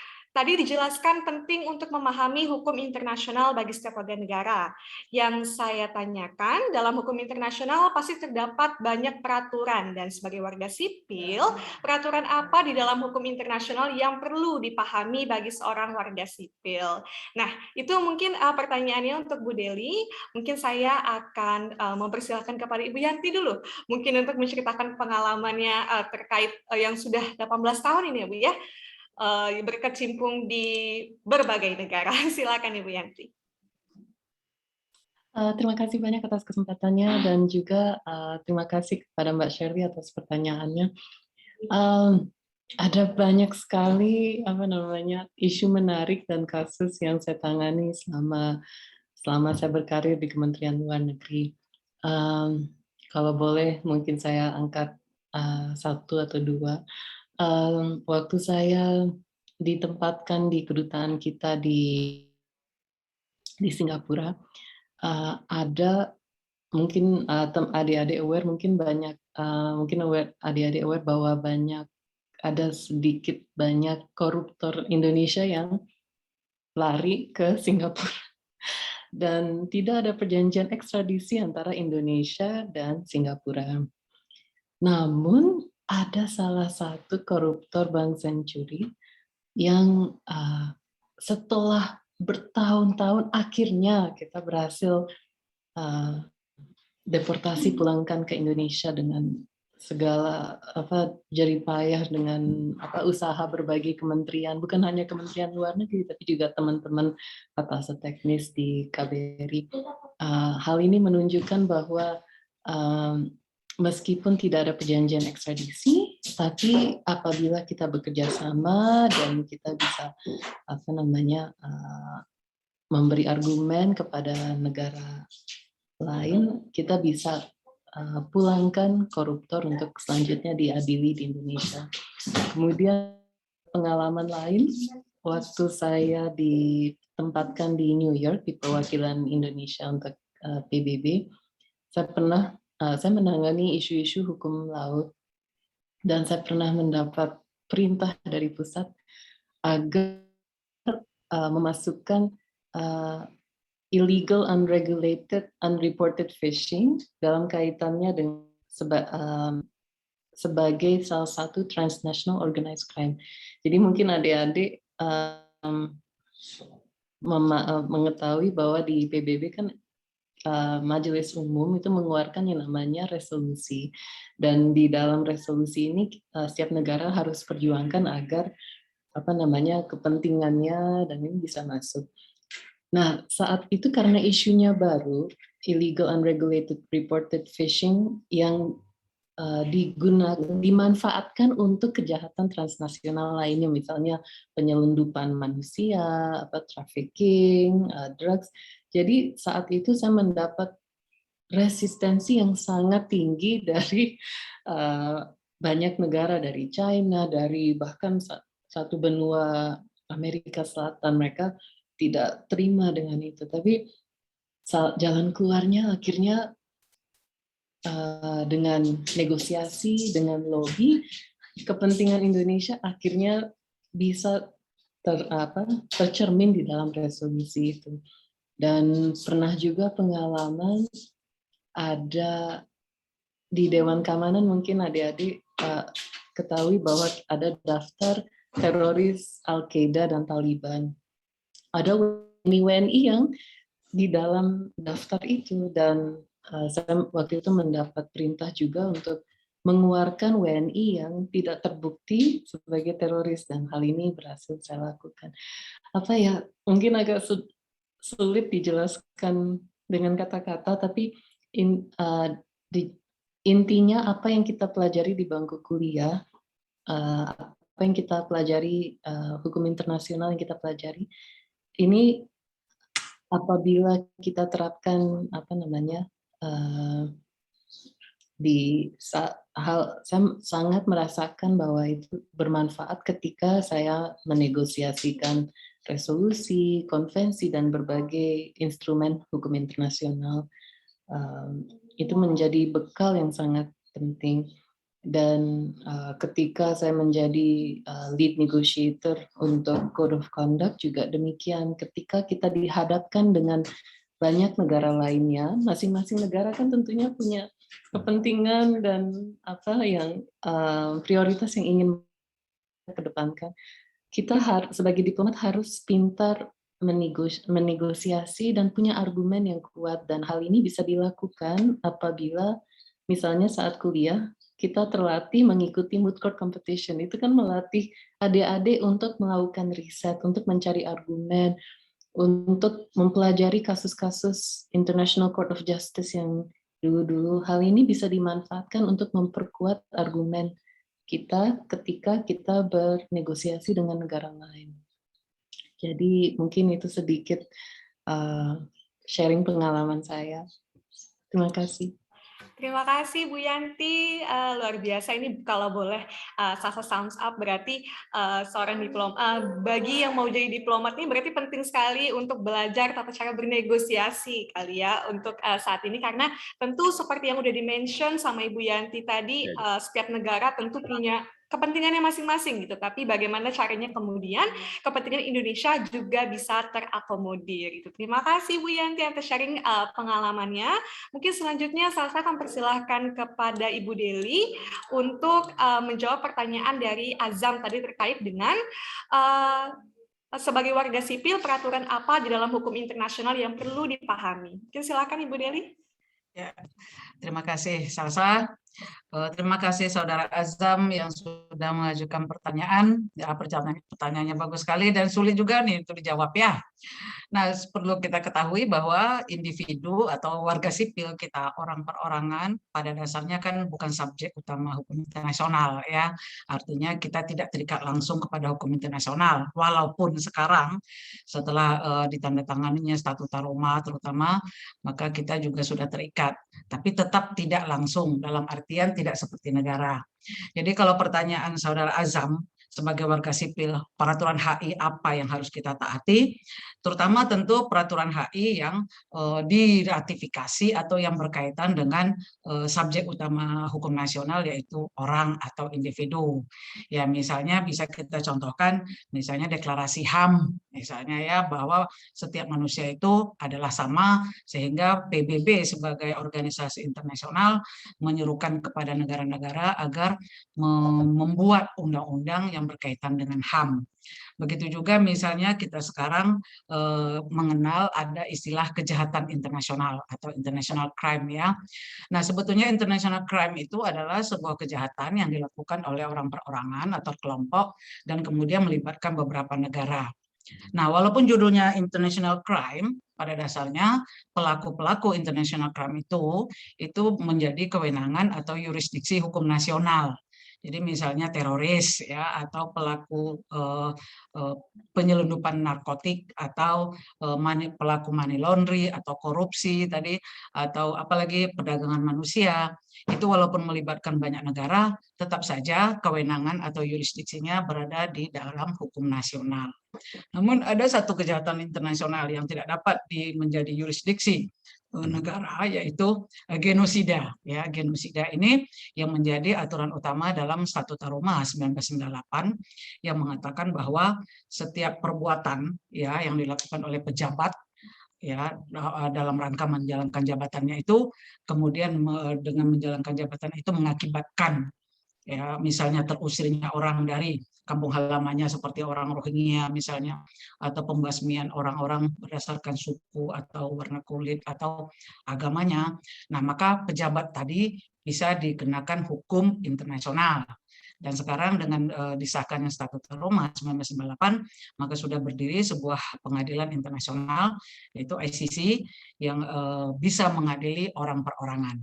Jadi kalau sehubungan dengan pertanyaan Azam tadi, aturan mana yang harus kita taati, terutama aturan hukum internasional berkaitan dengan warga sipil seperti kita, pada dasarnya ketika kita berada di negara kita hanya taat pada hukum nasional ya. Tapi itu tadi, jika terjadi kejahatan-kejahatan yang berkaitan dengan genosida, maka para pelaku dapat diadili di Mahkamah Internasional atau ICC. Misalnya pernah kita saksikan itu misalnya mantan Presiden Yugoslavia Slobodan Milosevic ya, kemudian mantan Perdana Menteri Kamboja Pol Pot, kemudian Sela masih ingat ya skripsinya tentang kejahatan di Sudan misalnya. Nah, itu adalah pejabat-pejabat yang kemudian diadili oleh Mahkamah Internasional. Tapi tentu kejahatan tertentu ya, yang tidak bisa semua kejahatan biasa dapat diadili oleh hukum internasional. Jadi itu tadi Saudara Azam, yang perlu dipahami adalah individu pada dasarnya adalah subjek hukum nasional ya, bukan subjek hukum internasional. Tapi dalam keadaan tertentu, maka kita sebagai individu ya mentaati hukum internasional, tapi yang berkaitan dengan itu tadi kejahatan internasional atau genosida. Bagaimana? Sela, sesuai dengan skripsi saudara ya? Masih ingat? Iya, benar sekali. Baik, Anissa, Ibu Reza segitu saja. Nanti kalau masih penasaran boleh nanya lagi. Siap. Terima kasih Bu Dery atas jawabannya, dan sepertinya juga sudah menjawab apa yang sudah ditanyakan oleh Azam dari UIN Malang. Mungkin selanjutnya ini mungkin sekaligus menjadi pertanyaan terakhir ya teman-teman, walaupun sebenarnya masih banyak pertanyaannya ya di kolom chat, tapi mungkin yang terakhir ini mengenai konflik negara tadi akan dijelaskan oleh Pak Al-Bushra. Silakan Pak. Baik, terima kasih Mbak Salsa. Tadi disebutkan ternyata banyak ya pertanyaan yang barangkali tentu sebagian ditujukan kepada saya. Saya mengundang untuk pertanyaan itu dikirimkan ke saya nanti melalui Japri aja. Ini rekan saya nanti saya akan share. Wah, ini banyak nih, 161 sekian ya yang saya yakin ini. Nggak apa-apa. Atau nanti aja. Begitu. Jadi nanti saya akan sharing kepada Pak Ari nanti juga dengan Ibu Deli nanti kalau ada pertanyaan, dan saya malah mengundang ya, saya mengundang untuk sahabat-sahabat muda dari Bengkulu untuk mengajukan sebanyak mungkin pertanyaan tentang Ethiopia dan tentang peran pemuda karena saya kebetulan ya mantan aktivis pemuda juga dan sekarang masih berjiwa muda, walaupun jangan lihat rambutnya, tapi jiwanya nggak kalah barangkali dengan yang muda-muda ya. Nah, jadi silakan dikirim pertanyaan sebanyak-banyaknya nanti melalui, saya akan sharing informasi kepada Bu Deli dan Pak Ari nanti, silakan diajukan pertanyaan kepada saya dan saya akan jawab dalam program 30 menit bersama Duta Besar Al-Busrah kayak gitu ya, yang saya sampaikan dalam paparan tadi. Nah, kemudian mengenai Tigray, saya ingin menjelaskan kepada sahabat-sahabat muda, mahasiswa dan pelajar, bahwa Ethiopia ini memiliki negara bagian, ada 10 negara bagian di sini, lalu kemudian memiliki etnik yang cukup banyak, 84 etnik, jadi kurang lebih sama karakteristiknya dengan kita di Indonesia yang juga memiliki ratusan etnik, dan juga lokal dialek, sama halnya dengan Ethiopia. Salah satu negara bagian di Ethiopia itu namanya Tigray, ini negara bagian Tigray, yang selama 27 tahun etnik dari negara bagian Tigray ini itu memimpin the majority posisi-posisi penting di pemerintahan Ethiopia, termasuk Perdana Menterinya, menteri-menterinya banyak sekali yang berasal dari negara bagian Tigray. Tetapi pada bulan April 2018, situasi politik berbeda, lalu kemudian pada saat itu terpilihlah Perdana Menteri yang berasal dari etnik negara bagian yang penduduknya terbesar, yang mayoritas, yaitu Oromo namanya, ya Oromo. Nah, sejak adanya rejim baru pemerintahan Ethiopia dengan negara bagian Tigray ini, hubungan di luar, di permukaan terlihat baik, sangat baik, tetapi di dalamnya ada bara api yang tidak kelihatan apinya. Lama-kelamaan puncaknya adalah bahwa konflik antara negara bagian Tigray ini dengan pemerintah federal pusat itu semakin berkembang, semakin meningkat. Puncaknya terjadi pada tanggal 4 November 2020. Terjadi penyerangan oleh tentara regional negara bagian Tigray terhadap markas besar tentara negara federal Ethiopia yang ada di wilayah itu. Nah, sejak itu terjadilah konflik di wilayah negara bagian Tigray itu, jaraknya dari tempat saya tinggal sekarang di kota Addis Ababa ini kira-kira 1000 km, jadi jauh itu, berbatasan dengan negara Eritrea dan juga berbatasan dengan Sudan. Konflik ini memang sudah terbuka panjang sejak 4 November sampai sekarang.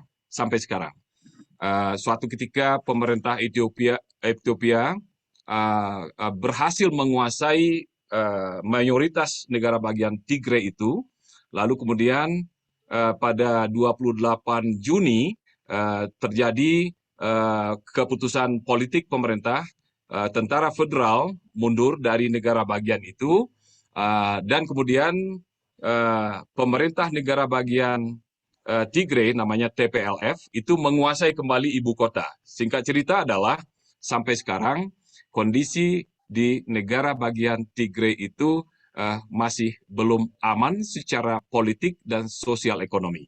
Oleh karena itu hadirlah lembaga-lembaga internasional untuk menyampaikan, memberikan bantuan kemanusiaan, termasuk dari PBB ya.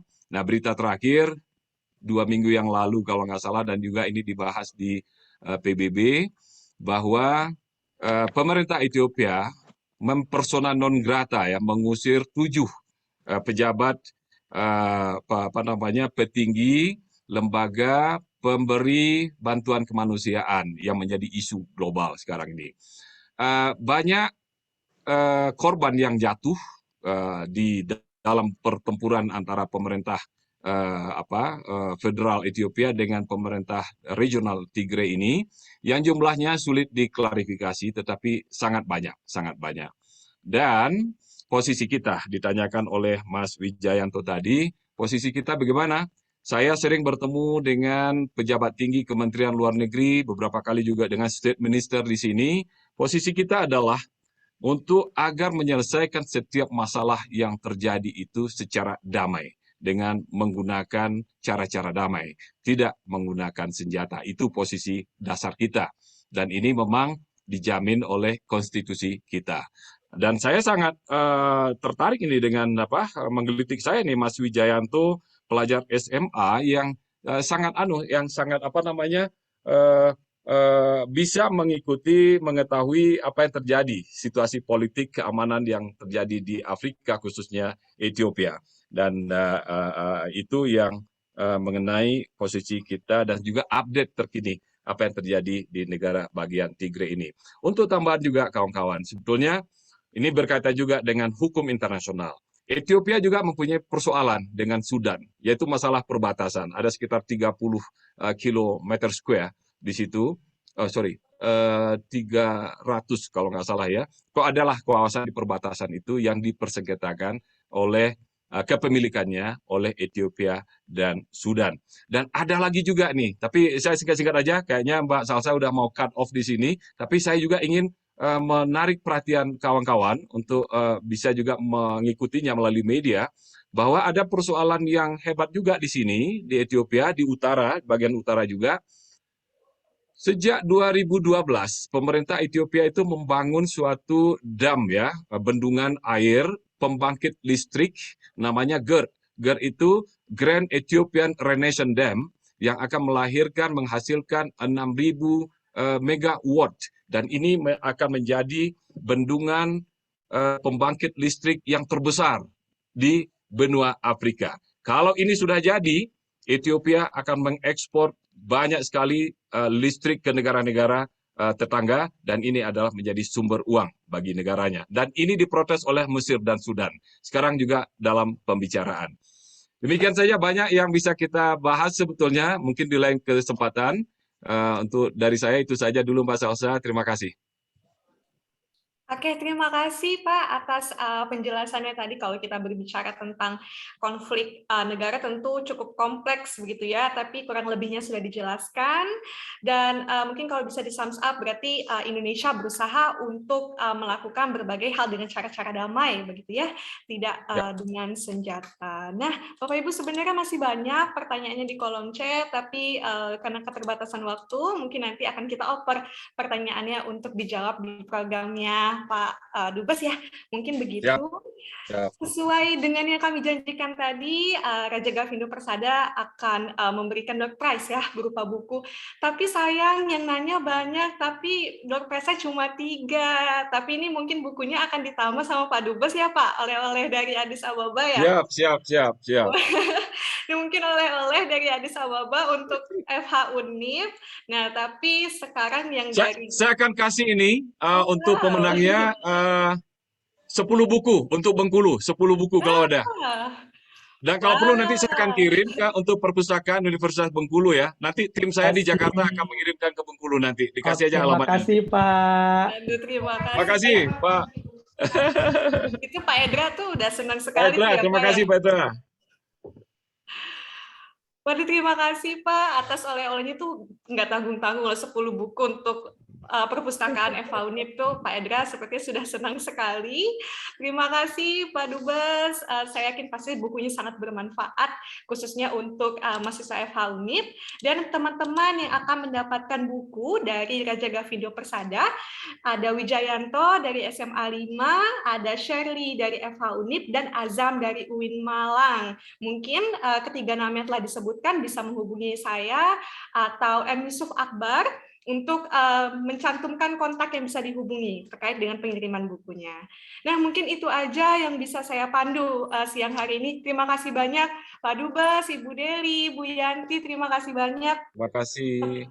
Terima kasih banyak, semoga di lain kesempatan kita bisa bertukar ilmu dan informasi lagi Bapak Ibu. Baik. Akan saya serahkan mikrofon dan share screen-nya kembali kepada MC, yaitu Wulan. Silahkan Wulan.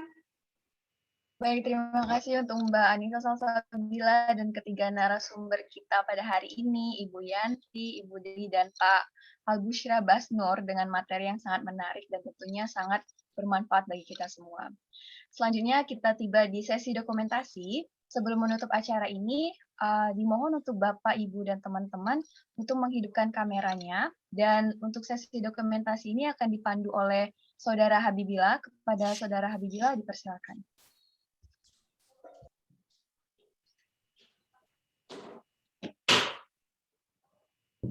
Baik, terima kasih kepada MC. Untuk sesi dokumentasi akan saya pimpin dalam hitungan ketiga akan saya mulai. 1, 2, 3. Sekali lagi 1, 2, 3.